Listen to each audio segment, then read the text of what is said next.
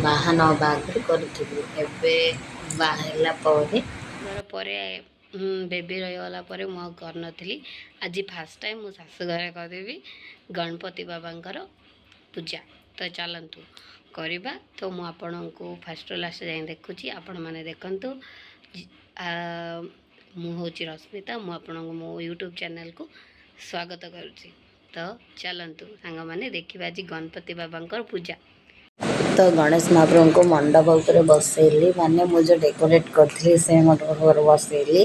ତାଙ୍କ ମୁହଁ ମୁଁ ଆହୁରି କାଢ଼ିନି, ତ ମୁଁ କାଢ଼ିବି। ମୁଁ ତ ପୂଜା କି ପଣ୍ଡିତକୁ ଡାକିକି ସେମିତି କିଛି ପୂଜା କରିନି, ନର୍ମାଲ୍ ସେମିତି ହିଁ ପୂଜା କରୁଛି। ତ ମୁହଁ କାଢ଼ିଦେଲି, ତଳେ ଯେଉଁ ଚଟା ଲାଗିଛି ତାକୁ ବି କାଢ଼ି ନେବା, ନହେଲେ ଭଲ ଦେଖାଯିବନି।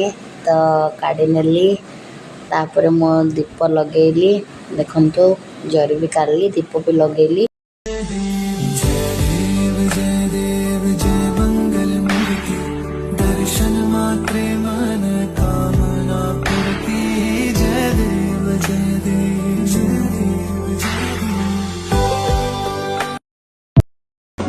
गणनायकाय गणदैवताय गणाध्यक्षाय धीमहि गुणशरीरा।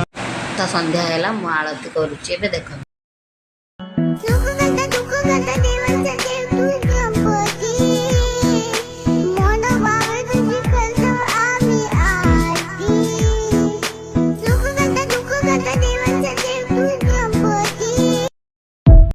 ତ ଆପଣମାନେ କହିବେ କାହିଁକି ନା ମୁଁ ସିଙ୍ଗଲ୍ ଫୋନ୍ରେ ଭିଡ଼ିଓ ବନାଉଛି।